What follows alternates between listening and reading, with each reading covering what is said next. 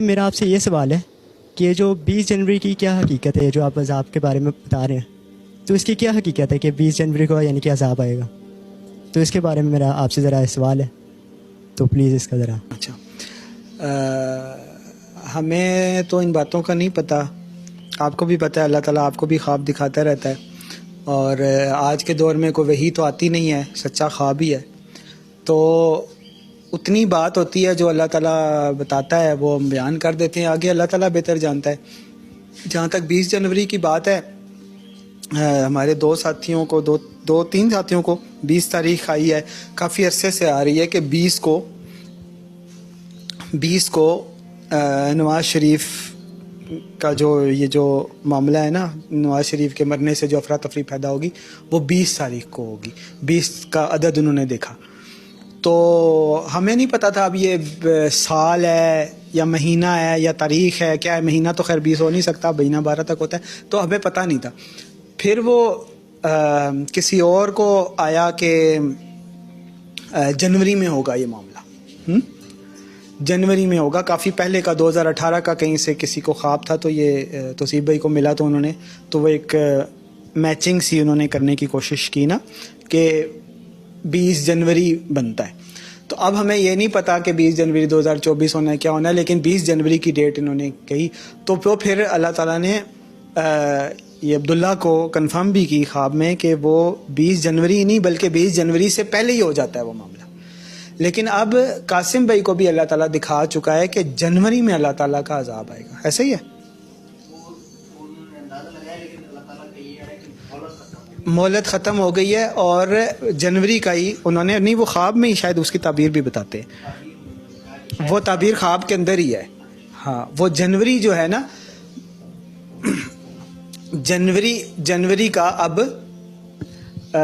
Confirm ہو گیا ہے کہ جنوری میں مہلت ختم ہو گئی ہے، اب جنوری میں اللہ تعالیٰ کا عذاب آنا ہے۔ اس کے بعد پھر اب ہمیں بھی اللہ تعالیٰ نے کنفرم کر دیا ہے کہ جنوری میں اللہ تعالیٰ کا عذاب لکھ دیا گیا ہے، ٹھیک ہے، قاسم بھائی کو بھی آ گیا، مجھے بھی آ گیا، اور ساتھیوں کو بھی آ گیا، ٹھیک ہے، تو اب یہ کنفرم ہو گیا ہے کہ جنوری میں اللہ تعالیٰ کا عذاب لکھ دیا گیا ہے، سمجھ آئی؟ تو لیکن کچھ کو یہ بھی آیا ہے کہ وہ نواز شریف والا معاملہ ہوگا، اسی سے حالات خراب ہوں گے، تو ہمارا تو کام یہی ہے کہ بات بتا دیں، اب اللہ تعالیٰ بہتر جانتا ہے۔ میری تو دعا ہے کہ میں جھوٹا ثابت ہو جاؤں، میں آپ کو سامنے کھڑے ہو کے کہہ رہا ہوں، یہ سارا سوشل میڈیا بھی دیکھ لے، اللہ کرے میں جھوٹا ثابت ہو جاؤں، میں تھوڑی چاہتا ہوں عذاب آ جائے، اتنی بات میں نے کی جتنی اللہ تعالیٰ نے کہلوائی،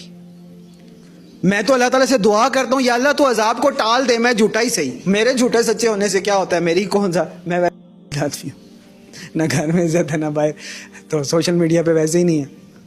تو میں تو اللہ تعالیٰ سے دعا کرتا ہوں کہ یا اللہ تو مہلت دے دے، مہلت دے دے، مہلت دے دے، لیکن یہ الفاظ ہیں اللہ کی طرف سے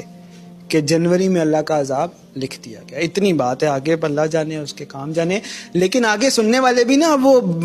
اس کا جیسے حضرت نوح علیہ السلام کی جب کشتی وہ بنانا شروع کر دی تھی پھر بھی مذاق اڑا رہے تھے، تو اب بھی ان کا بھی معاملہ ایسے ہی ہے کہ وہ اسی طرح کے کمنٹس آ رہے ہوتے ہیں، اسی طرح کی باتیں آ رہی ہوتی ہیں کہ تو کہاں سے لکھوا کے آیا ہے، اور پتہ نہیں اس طرح کی باتیں، لیکن ابھی بھی گریس پیریڈ ہے، چلو یہ لفنگے اور یہ بالکل جیسے رسول اللہ صلی اللہ علیہ وسلم کے اوپر طائف کے اوباش لڑکے جو ہے نا، وہ انہوں نے ایسے گستاخی کی تھی رسول اللہ صلی اللہ علیہ وسلم کی، آج کے دور میں یہ سوشل میڈیا پہ یہ کر رہے ہیں اوباش، تو جو خاموش ہیں ان کے اوپر بھی یہ ذمہ داری ہے، کم از کم اور کچھ نہیں، کمنٹ کر دیں، ایک میسج ہمیں نہیں کر سکتے، ویسے تو ہمارے کانٹیکٹ نمبرز ہر چیز اویلیبل ہے، لیکن کم از کم ایک کمنٹ کر دیں، اور کچھ نہیں تو اللہ تعالیٰ کے ہاں ایک سجدہ کر کے اپنا نام لکھوا لیں، تاکہ اللہ تعالیٰ آپ سب کو عذاب سے بچا لے۔ اور یہ سوشل میڈیا پہ ذمہ داری بھی بنتی ہے کہ جو لوگ خاموش ہیں اور اس چیز کو تسلیم کر رہے ہیں، دیکھیں نا، ایسے ہوتا ہے کئی دفعہ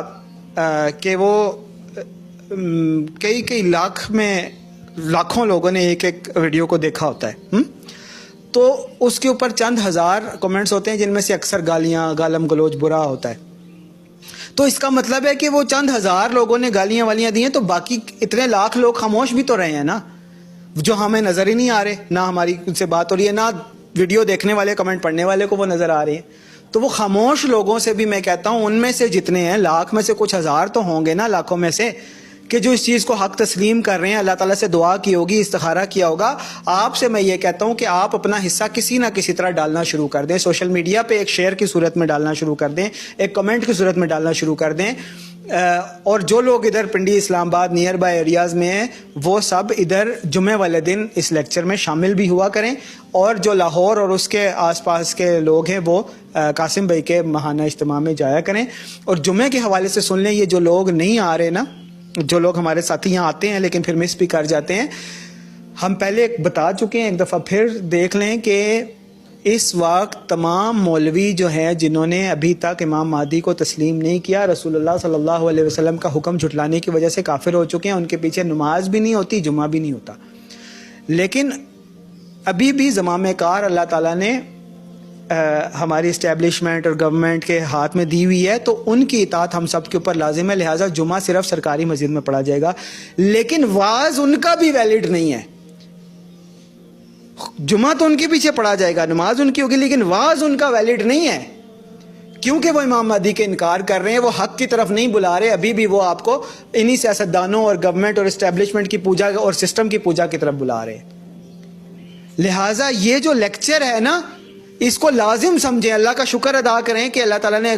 اس طرح سے نہیں فرض کیا. ابھی تک کوئی چیز آپ لوگوں کے اوپر، ہم سب کے اوپر اللہ تعالیٰ نے اس طرح فرض نہیں کی جیسے رسول اللہ صلی اللہ علیہ وسلم کے دور میں کی گئی تھی چیزیں. کہ جمعے لگاتار مس کرنے والا بغیر شرعی عذر کے، اللہ تعالیٰ اس کے دل پر مہر لگا دیتا ہے. یہ اس ڈسپلن کے لیے ہے جو رسول اللہ اور صلی اللہ علیہ وسلم اور خلفاء کے لیے تھا. بعد میں تو مولویوں نے اپنی اپنی ڈیڑھ ڈیڑھ کی مسجد بنا لی نا. لہٰذا اللہ نہ کرے کہ اس طرح کی کوئی چیز آئے، لیکن ایک اجتماعیت اللہ تعالیٰ نے بنائی ہوئی ہے. تو اب اپنے لیے آپ یہی سمجھیں کہ جس نے 2 جمعے مس کیے، اپنے طور پہ سمجھیں کہ اس سے پہلے کہ اللہ تعالیٰ کی طرف سے کوئی آ جائے چیز، یہی سمجھیں کہ جس نے 2 جمعے جان بوجھ کے بغیر شرعی عذر کے یہ لیکچر مس کیے، تو وہ یہی سمجھے کہ کہیں اللہ تعالیٰ میرے دل پہ مہر نہ لگا دے. لہٰذا یہ جتنے لوگ نہیں آ رہے، مجھے کیا، میں نہیں کہتا، مرضی ہے، لیکن معاملہ جو ہے نا وہ اب سینسٹیو ہو چکا ہے. کم از کم کوشش کریں کہ جیسے حضرت نوح علیہ السلام نے دعا کی تھی نا کہ وَلِمَنْ دَخَلَ بَيْتِيَ، کہ جو بھی آئے یا اللہ جو بھی ادھر میرے پاس آئے اس کو بچا لے. تو جو بھی امام مہدی کے پاس جائے اللہ تعالیٰ اس کو بچا لے. اللہ کرے میں بھی ان بچنے والوں میں ہوں. تو میں اللہ تعالیٰ سے یہی دعا کرتا ہوں کہ یا اللہ جو یہاں پہ آتے ہیں، اجتماعیت میں آتے ہیں اور ریگولر آتے ہیں، اور اگر کوئی نہیں آ سکتا یا اللہ پھر بھی تسلیم کرتا ہے، کوشش ہوتی ہے، اس کی لگن ہوتی ہے، تو یا اللہ ان کو بھی بچا لے. تو لہٰذا امان ڈھونڈیں، اللہ تعالیٰ سے امان ڈھونڈیں. اور کچھ لوگوں نے دیکھا بھی ہے کہ ہمارے ساتھیوں نے کہ اللہ تعالیٰ نے امان کی جگہ جو ہے نا، وہ جو ہمارا دفتر ہے اس کو بھی اللہ تعالیٰ نے امان کی جگہ بنایا ہوا ہے. یہ خضر بھائی کو اللہ نے دکھایا کہ وہ جو دفتر ہے نا، اللہ تعالیٰ نے اس کو امان کی جگہوں میں سے ایک جگہ بنائی ہوئی ہے.